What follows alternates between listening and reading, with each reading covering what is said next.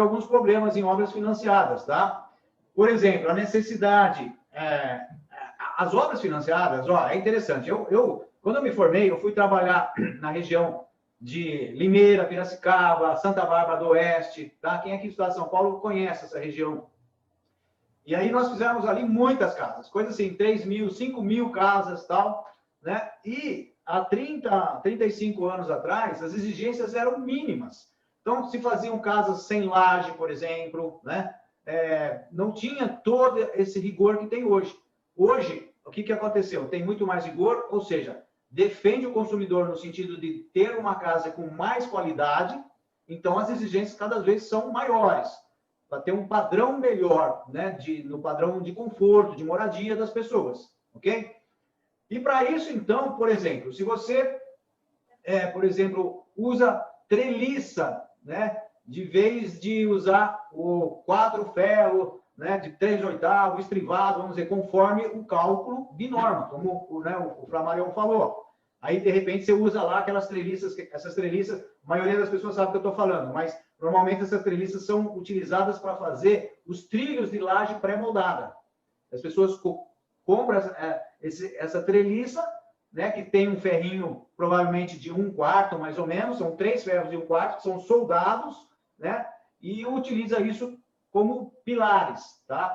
A armadura de pilares, tá? Outra coisa, e aí, se o fiscal perceber isso, ele pode não pagar a sua medição do mês, porque você também não está executando conforme a norma, né?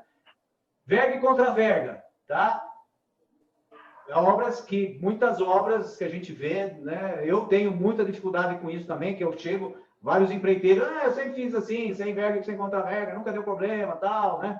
Mas, obra da Caixa, você depende do engenheiro da Caixa passar, olhar e aprovar. Se não tem verga e contra-verga, ele não aprova, não libera o dinheiro, tá? E muitas vezes é colocado lá dois ferros, aqui usa muito isso. Ele coloca direito de verga e contra-verga, ele coloca assim, no meio das duas, né, da última fiada, da fiada que vai ficar próximo ao vão, 2 ferros, às vezes de 8 milímetros, né, entre os tijolos, tá?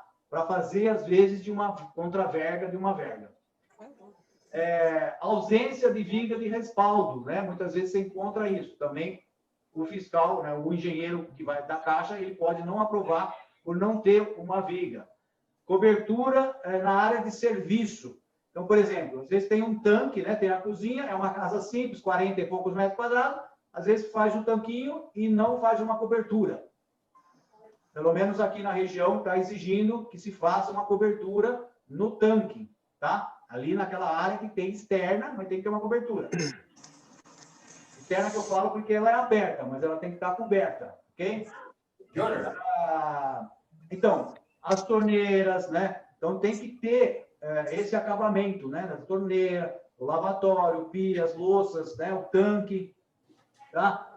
No caso, se tiver, né, no projeto a necessidade de ter muro de arrimo, tem que ter lá o cronograma com etapas muito grandes também. Por exemplo, às vezes tem alguma atividade que o cara acumulou, vamos dizer, né, várias atividades num item só. E aí fica muito grande, um valor muito pesado numa atividade só. Então, o engenheiro da Caixa normalmente vai apontar e falar assim, ó, divide isso aqui em 2 ou 3 atividades para parcelar essa atividade, tá? Outra coisa, que nem eu falei no começo aqui da nossa aula de hoje aí. Se você, por exemplo, começa a dar prioridades erradas, né, que né, acho que o Bruno comentou, de vez de você fazer algo que está ali no cronograma naquele mês, o pedreiro pega e faz um muro que é só daqui 2 meses. E ele inverte diferentemente do que está escrito no cronograma. Então, para você receber, você vai ter que reprogramar, vai ter que fazer um novo cronograma e pedir para alterar aquele cronograma inicial que você tinha entrado, tá? E também, no caso, a regularização, né, com a Receita Federal também é necessário. Então, tudo isso, se esses detalhes, né, que são mais técnicos, não forem atendidos durante a obra, tá? Eu peguei esses, tem mais, mas vamos dizer, esses é o que mais eu percebo que acontece.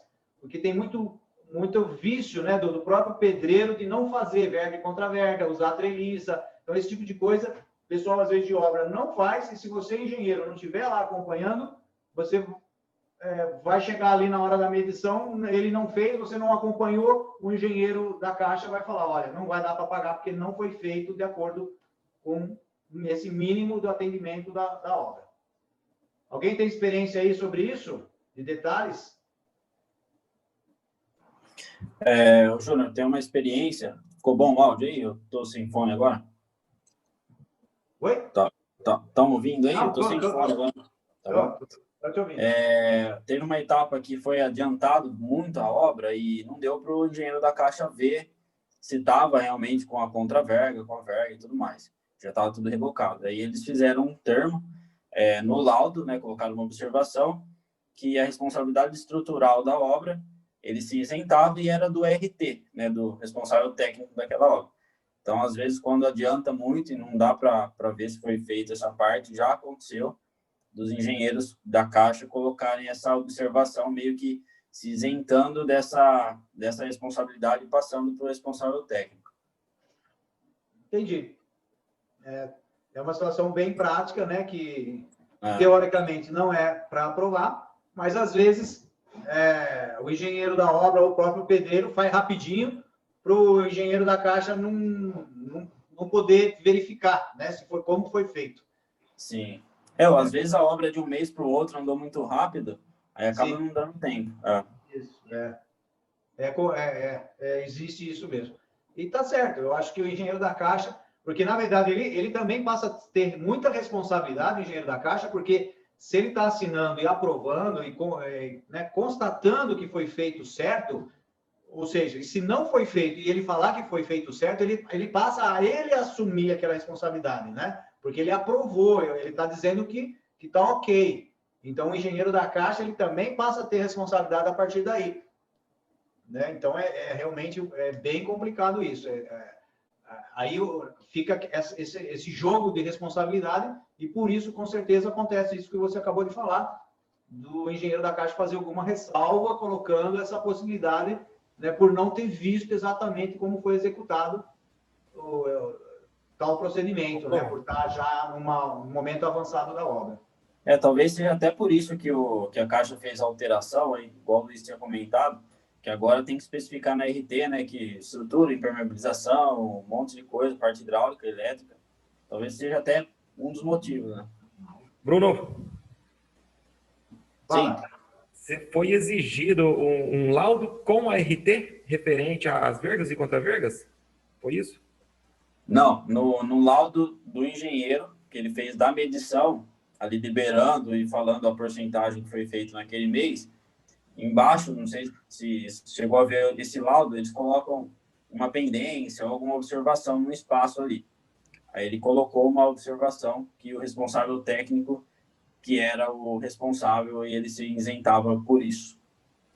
Ah, sim, entendi. Nesse laudo que ele manda para a Caixa, para fazer a liberação da etapa. Eu queria comentar uma situação aí com vocês, que essa novidade está sendo exigida a inclusão de atividades técnicas de projeto de cálculo estrutural, certo? Instalações de baixa tensão, impermeabilização, né? Muro de arrimo, se for, né, necessário. E essa atividade técnica exigida, ela é projeto e não, certo? E não execução, né? Até então, que eu saiba, posso estar errado. Mas o pessoal tem apresentado a RT e não os projetos. Então, eu fico em dúvida com relação a isso daí. Se seria uma responsabilidade inclusa, né, que quem está executando esteja também se responsabilizando por essas atividades, ou será que deve ser providenciada os projetos de elétrica, né, se é no caso de uma casa Minha Vida, uma casinha simples. Então, eu queria saber de vocês, se vocês estão por dentro disso daí.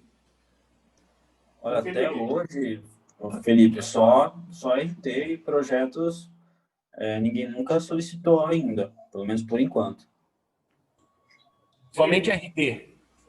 somente RT. Eu acho que uma vez, se eu não me falha a memória, me solicitaram um projeto de um muro de arrimo, que era uma contençãozinha que tinha que fazer. Mas isso já com a obra em andamento, entendeu? Entendi. Mas esses daí, não, até hoje, não. Felipe, funciona da seguinte maneira. Segundo o COT, né, que o que rege o financiamento é o caderno de orientação técnica. Então, dentro do caderno de orientação técnica, você falou que só pede os projetos estrutural, elétrico e hidrossanitário. Mas quando você faz a RT lá, você coloca elaboração de projeto, você é obrigatório colocar a execução da obra. Então, tudo isso daí vincula a sua responsabilidade em cima da obra, certo? Em alguns casos, o engenheiro da Caixa ele pode solicitar, tá? No normativo tá, ele pode solicitar projetos complementares. Então, vai muito do engenheiro que está analisando o seu caso. Casas pequenas, geralmente, na verdade, eu nunca vi pedir. Já vi na internet, o pessoal que eu sigo aí, eles acabam pedindo, mas aqui na minha região, e em outras regiões aí que eu tenho alguns clientes também, não foi pedido. Eu já solicitei aqui, né, que eu sou credenciado pela Caixa, eu solicitei já projetos de casas grandes, que em contato com o engenheiro alinhando essa planilha, ele falou que tinha os projetos, então eu solicitei para ele incluir no sistema da Caixa, para ficar, então, esse dossiê de documento aí tudo certo. Mas não é obrigatório na minha região aqui. Bacana, bacana. Foi o que eu suspeitei, né? Porque no caso de ser financiamento Minha Casa Minha Vida ou Verde e Amarelo, certo? São casinhas mais simples, né? É projetos simples. Então, somente em casos especiais, né? Para solicitar um projeto específico desse daí. Na verdade, tu vai precisar do projeto para executar a obra igual, né? Então, é que muito desses casos de casa pequena, o cara fala, quero tomada ali, eu quero a torneira ali, e vai acontecer. Vai mudando, né? O que acontece é que no projeto a realidade acaba ficando diferente do projeto. Isso que é muito comum acontecer isso. É fazer para fazer diferente depois, né?